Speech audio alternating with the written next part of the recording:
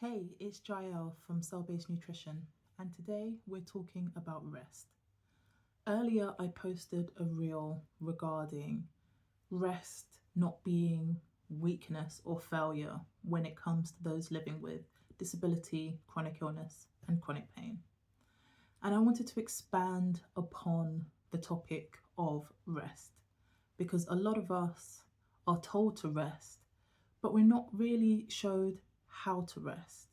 We're not taught about the difference between rest and not participating in life. And we also aren't taught about the impact of restorative rest on our nervous systems. So that's what I wanted to discuss today. There is a type of rest that helps to desensitize a sensitized nervous system. However, people are doing things that look like rest, but actually are still keeping your system stuck in cycles of inflammation and cycles of pain. And so before I tell you what restorative rest looks like, let's look at two things that are not rest. And the first is avoidance. Avoidance of tasks, avoidance of things that you need to do in your life, avoidance of life in general is not rest. Although I have done this myself and I understand the desire to, especially when it gets too much, hiding away, staying in bed all day. And I'm not talking about when you are chronically fatigued and you literally can't open your eyes. Not talking about that. I'm talking about when you have reached mental capacity, where you have reached emotional capacity and you just shut down. That's the type of avoidance I'm talking about, where you can spend days on end in bed, literally watching the world go by as a coping mechanism for your body no longer being able to do the things that you once were able to do. It's a way that our brains try to protect ourselves. Our bodies failing, our mobility deteriorating, our joints degenerating is seen as a threat and is taken as a threat by our mind, by our brain, by our nervous system. And so our body tries to protect ourselves against that threat. So if it avoids it, if it pretends it's not happening, then hopefully it might go away by some miracle. But a lot of us are not dealing with acute short-term disability, for example, a broken bone or an illness that has a cure, or even a debilitating pregnancy where there is an endpoint. The vast majority of people who are watching my channel are living with long-term, lifelong chronic illnesses. Many of us living with illnesses where there aren't any known cures or aren't any widely available cures or aren't any affordable cures. And so our mind wants to protect us from the grim realization that this is something that we are going to have to manage for the rest of our lives. Our mind tries to outrun it because it sees it as a danger. And so people end up doing things like rejecting their diagnosis. And I'm not talking about people who have been medically gaslit. I'm not talking about people who have genuine concerns about the way in which their health conditions have been explored by their medical professionals. I'm talking about people who have gone through extensive testing, diagnostics, and an accurate diagnosis and prognosis for your condition has been made, and you just don't want to accept that that's true, because accepting that it's true means X, Y, and Z that you're not ready to think about yet. And that's normal. It's normal, but it's not rest. It's normal, but it's not restorative. Not asking for help, pretending that your capacity is the same, pretending that your body can move and function in the same way that it used to. Not naming, refusing to name the condition that you have. Denying the condition that you have, denying when you're in pain. This reduces the short-term distress. Of course it does. Pretense often does, but it does nothing in the long term to teach your body that it is safe to be open to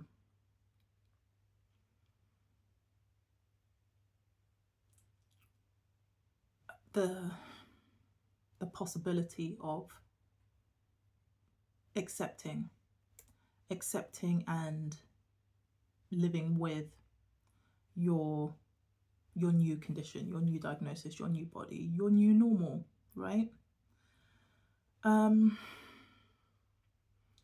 So as many of you know, I have sickle cell disorder, amongst other things, and this is quite common in the sickle cell community for people to downplay the severity of their condition, refusing to seek medical assistance when they are in pain or when new symptoms appear.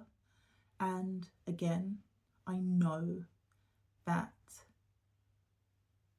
we are and have been treated appallingly by medical systems across the world.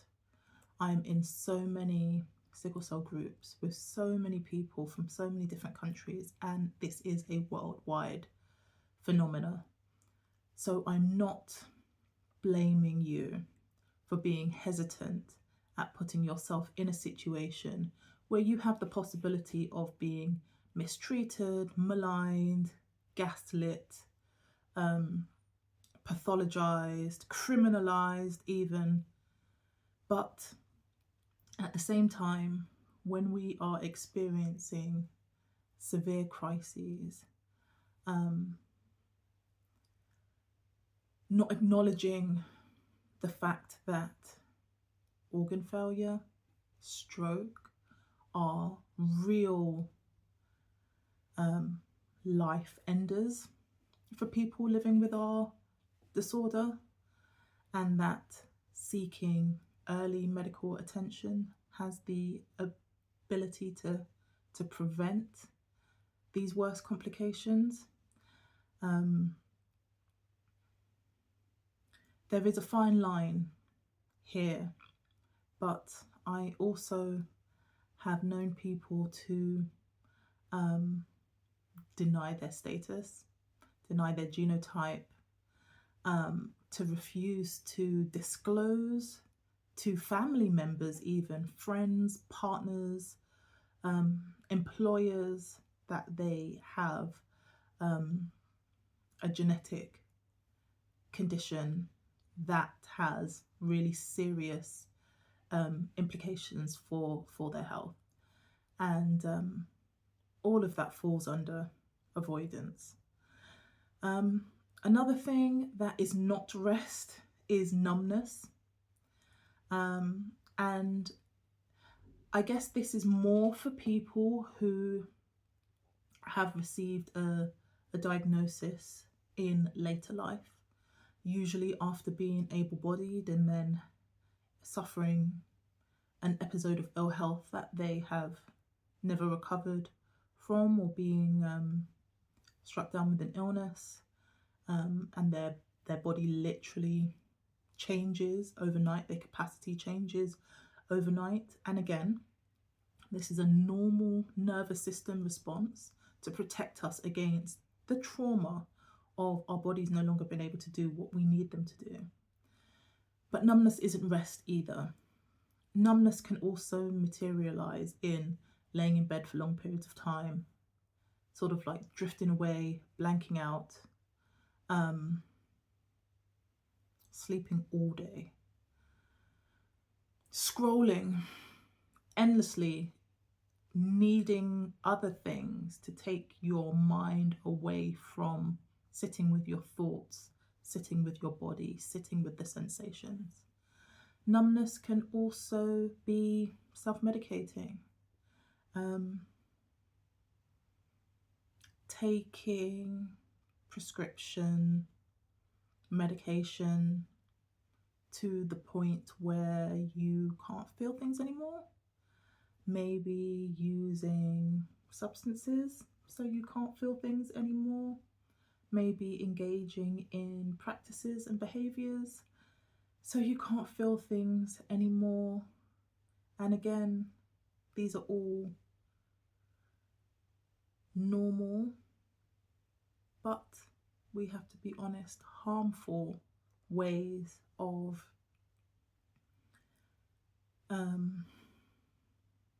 coping with what chronic illness may mean for you in the future.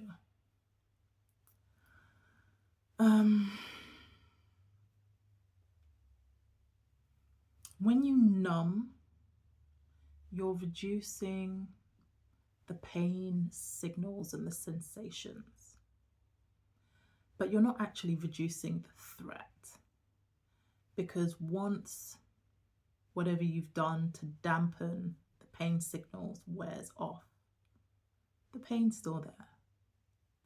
You know, painkillers don't kill the pain, they numb the pain. They reduce your nervous system's either ability to fire pain signals or the synapses to receive the pain signals, but they don't turn the pain off. Numbing doesn't turn the pain off either. Your body still remains on high alert. Your brain still knows that pain signals are being fired. It knows that there is an underlying condition, and numbing, just like avoidance, is temporary. I was about to call it a temporary cure, but it's not even a cure. It's just a temporary blocking of what you're experiencing. And neither avoidance nor numbness are personal failures. I need you to know that. I need you to really understand that these are normal nervous system responses, but that they're not helpful. And I want us to be able to deal with our chronic pain in the most helpful, in the most productive way. Not toxic positivity or fake optimism, but real life. This is how it is, not resignation that things are never going to get better or things are going to get 1,000 times worse, but with a rooted realization of what your condition is, how chronic pain manifests in your body, and what you can do to lessen the frequency or the intensity of said pain. So, restorative pain management, restorative rest is a completely different thing.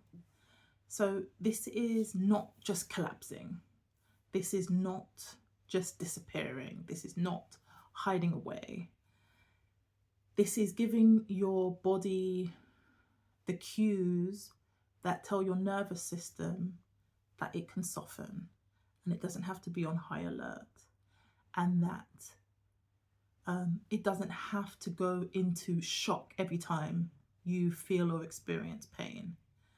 It's when your nervous, I'm not saying gets used to pain, because you never ever get used to pain,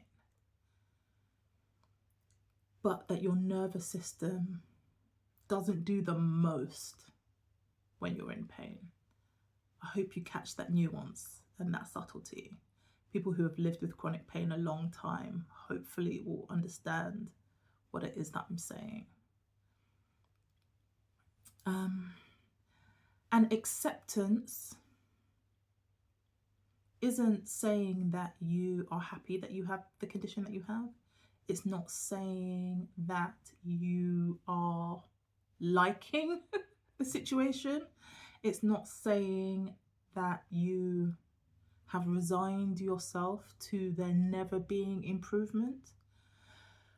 But it's you naming what your limits are. Saying, my body at this moment can do this. After this point, my body needs to rest. It's about being able to name your boundaries. It's about being able to choose rest before you collapse. It's about looking at your schedule and your timetable of your life and slotting rest in. Do you need naps during the day? If so, how many?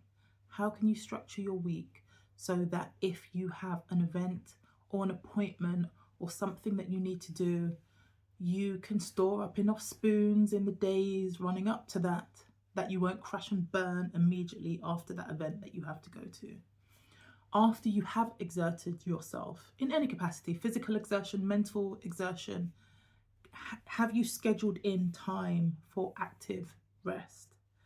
Have you scheduled in time for self-care? Have you scheduled in time for mental breaks? Have you scheduled in time to be able to talk about your feelings? This is what restorative rest is. Sleeping and resting with a purpose. Practicing sleep hygiene with a purpose. Eating nourishing foods. Supplementing. Letting the body come out of that bracing in small doses until it knows that it's safe. When your identity is linked to your productivity and your role and your function, either in society, in your family, in other people's lives,